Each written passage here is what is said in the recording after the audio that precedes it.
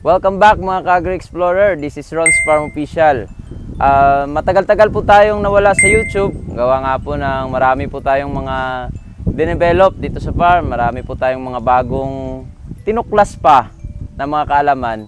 Nang sa ganun ay marami rin po ako sa inyong maibahagi na mapagpupulutan nyo po ng aral. So ngayong araw po na ito, samahan nyo po ako. Itutour ko po kayo at isisiwalat natin yung mga bagong kaganapan at bagong mga developments dito sa farm, sa Solteda Integrated Farm. So, tara, sundan niyo po ako.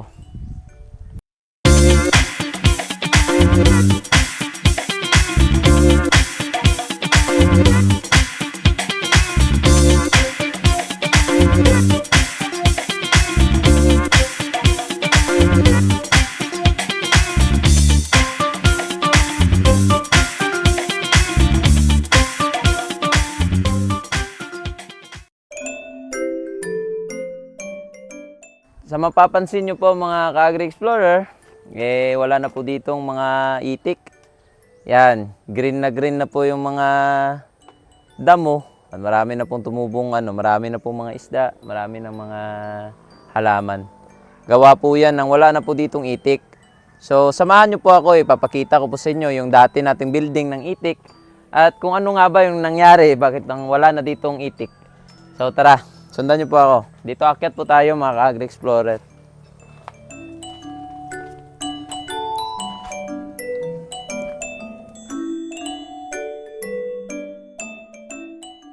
So kung matatandaan nyo, ito po ay yung kulungan ng una po nating mga itik. Yung itik pateros po natin. Ito po yung kulungan nila. Ito po lahat. Itong building po na to. Bali, okay pa naman po ito.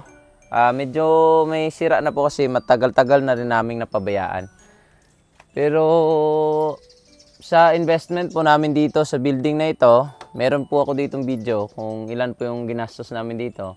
Masasabi ko pong nabawi na naman po. Nabawi na po namin yung pinagawa po nitong building. So yun na po yung update sa mga itik natin dito. Naikal na po natin silang lahat at wala na po ditong itikan. So dako naman po tayo dito sa ating dating puguan. So yan, wala na po. Wala na po, ruins na po siya. Wala na po talaga ditong puguan. Kung matatandaan nyo po, ito yung dating puguan natin yan. Ito po. Ito yung 3x6 nating puguan dati. Tinamaan po kami dito ng bagyo. Sa kasamang palad po, hindi po talaga nakaligtas itong puguan.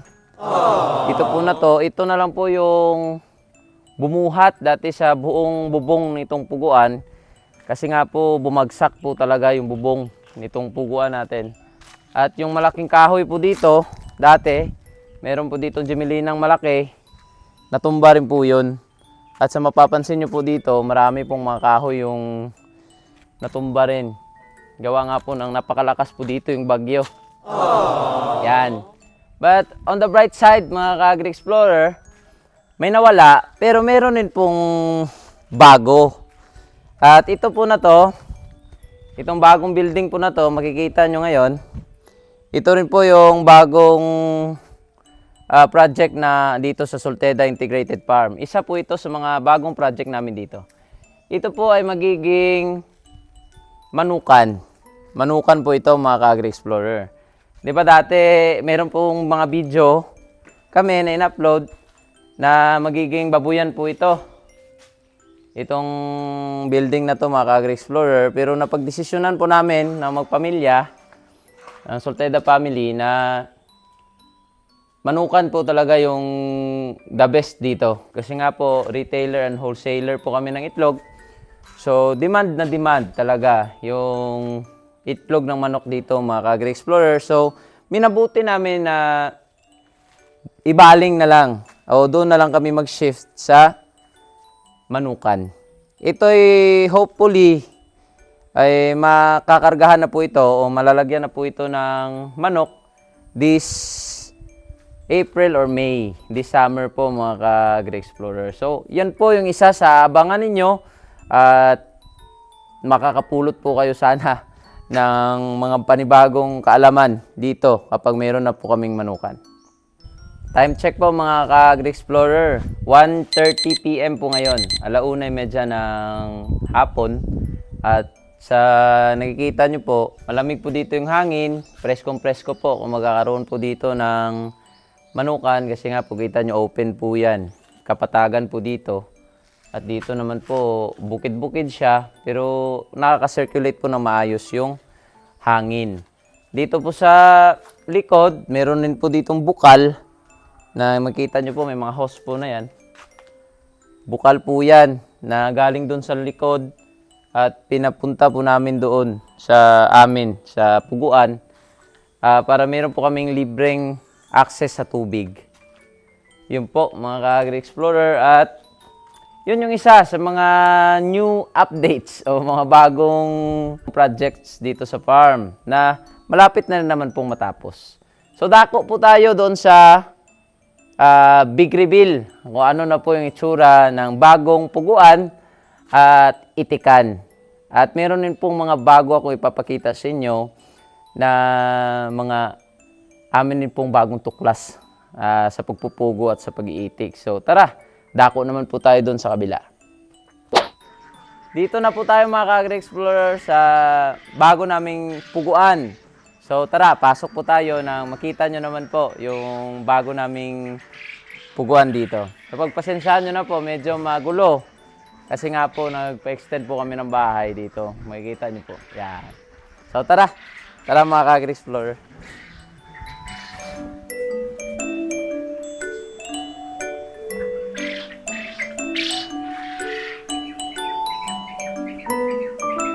Yan, ito po yung bago nating puguan. Direct po yung araw, 1:00 po ngayon. Okay naman po, hindi naman po masyado mainit dito. Mainit lang po talaga tignan kasi nga po, ano po, marami-rami rin. Pero konti na lang po ngayon yung alaga natin. Tayo na po kasi talaga yung nagbi-breed ng sarili nating pugo. Yan rin po yung isa sa mga new achievements namin this year at mga bago po naming venture na naman. So as of now, yung pugo lang po natin mahigit 3,000 lang po ngayon. Po yan po yung mga itlog nila. Bali itong mga pugo po na to 6 months na po. Kalahating taong gulang na. At makita nyo po, napakaganda pa rin ng egg production nila. Gawa po yan ng aming bagong feeds na ginagamit. Wow! Yan. At baka po may magtanong kung ano po yung feeds na ginagamit namin.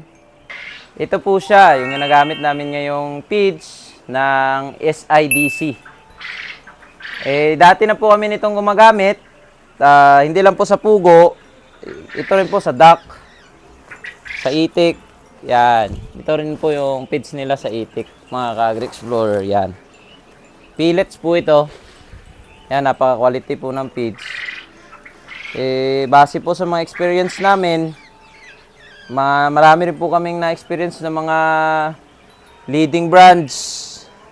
Hindi po talaga magpapahuli yung performance po ng feeds ng SIDC. Makakapal po yung shell. Ito po, tingnan nyo po yung itlog ng mga pugo namin.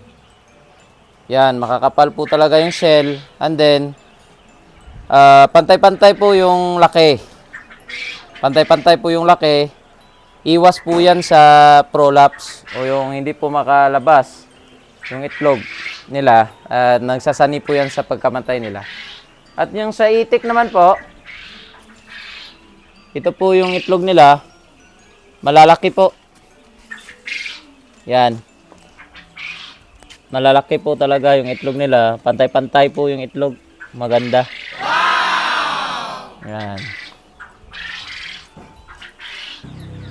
So ito po yung content ng quail layer mash. So ano po ito? Mas ma-absorb at mas matutuka po talaga ng ating mga itik, mga pugo. Itong halo po na to or mixture ng Sidsi, may 19% crude protein po. Napakataas po niyan at nami-meet po talaga niyan yung standard na kailangan ng mga pugo para makapag-produce ng magandang itlog. So, ito naman po, yung sa itik naman po, ganun din po. Kaso, kaibahan lang po nito, siyempre mixture po iba. At pellets po ito, pellets. Ito naman po yung swak na swak para sa mga itik, gawa po ng mas malaki po yung beak nila. Yan po. So, bakit nga ba kami naghanap ng ibang feeds, mga Ka-Agri-Explorer? Dito po kasi sa amin, dito sa Aklan, marami rin naman pong mga leading brands na pwedeng gamitin. Napakarami po. At sa halos lahat po yan, nasubukan na po namin. At itong Sidsi po, dati, ilang months rin po kami nitong gumamit. Tapos na-stop na naman po yun. Gawa nga po nang nahirapan kami sa transportation. Wala po talaga kaming reklamo. Sa mapapansin nyo po, ito lang po yung puguan namin. Then, yan lang po sa labas, yung bahay namin. Yan lang po sa labas yung bahay namin. At simula po nung gumamit kami ng Sidsi, na-lessen po talaga yung amoy. Gawa nga po ng may may anti-ammonia po siya. Hindi po siya masyadong mabaho. Hindi naman po sa sinisiraan yung ibang mga brands kasi nga po maganda rin po. Pero yung Sidsi po kasi maraming benefits. Isa na rin po dyan, yung mababa po talaga yung presyo. Yan po yung pinaka-importante. Mababa po talaga yung presyo. At isa, maganda yung performance. Hindi rin po kami tatagal o hindi tatagal yung feed sa amin kung mababa nga po yung presyo, yung pagdating naman po sa production, mahina. At mapapahiya po tayo niyan kapag i-recommend sa mga kilala natin at sa inyo po, ng mga viewers po namin. So yun, napakaganda po talaga. Base sa 3 weeks na. Paubos na po ito. Bukas po yung delivery nila. May dadating na naman po na 16 bags. 3 weeks na po kaming gumagamit ng Sidsi. At so far, so good po talaga. Wala po talaga kaming reklamo. So sa mga kapwa ko dyan magpupugo, mag-iitik, at kung ano pa, marami po. Mayroon po sila sa manok, chicken layer, hog, o sa baboy. Lahat po, meron po sila, pati po sa mga alaga nating mga pets, aso, pusa, meron po. So, sa mga magku-curious o gustong malaman kung paano po makakakuha ng feeds ng Sidsi, ilalagay po namin dito sa taas yung location nila sa New Buswang, Kalibo, Aklan. Tali po kayo, tingnan po natin itong video na to kung saan makikita po natin yung actual po na itsura ng Sidsi Kalibo Aklan branch.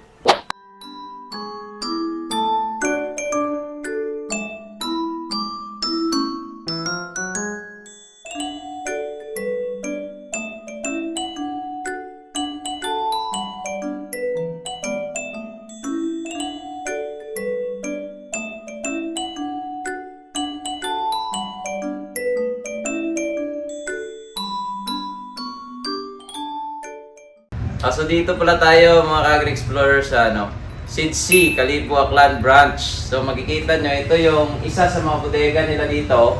Meron pa daw bodega sa likod pero hindi pa po yun na dyan pa yung truck sa unahan para i-load doon. Pero as you can see, ito po yung mga available nilang mga feeds. Meron po silang chicken layer na feeds.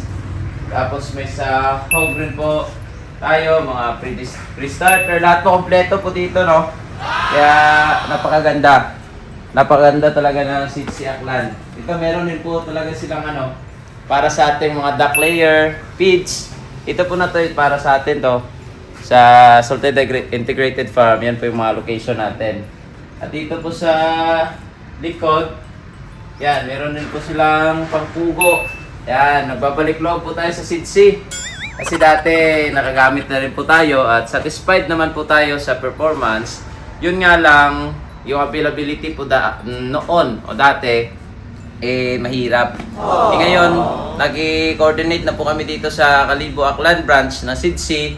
At so far, so good naman na bibigay nila sa amin yung aming pangangailangan pagdating sa feed. So, yun, mga Kagre Explorer. Abangan nyo pa yung susunod na mga video ko at para pag-usapan talaga natin kung ano yung kaibahan at ano yung mga advantages kapag papasok rin kayo or mag-join rin kayo sa SIDSI family. Dito naman po tayo dadako sa aming munting itikan. So ito na po yung mga pure lines natin na Itik Pinas na kung matatandaan nyo po, galing pa po ito ng Luzon. So yan na po sila, mga matured na po. 1 year old na po sila. Ngayong February lang po sila nag 1 year old at nag-molt na po sila. Molting stage po nila ngayon at bumaba po yung kanilang egg production. Pero hopefully, after 1 week, kasi po 3 weeks na po yatang molting. Pero hindi naman po gaanong bumaba yung egg production. So hopefully next week, magiging okay na po ulit yung egg production nila. So yun lang po yung update dito sa aming itikan. Wala rin naman pong nagbago. Yun lang po, nag-change lang po kami ng aming feeds. So meron po tayong isa pang pupuntahan. Halip po kayo dito mga Kagre Explorer at papakita ko po sa inyo yung mga binubrood po namin na sarili po naming papisa na pugo. So tara mga Kagre Explorer, kahit tirik po yung araw, napakainit, puntahan po natin yung mga binubrood nating mga pugo at yung mga in-incubate po nating pugo. Bibigyan po namin kayo ng konting sneak peek mga Kagre Explorer kasi gagawan din po namin ito ng panibagong video.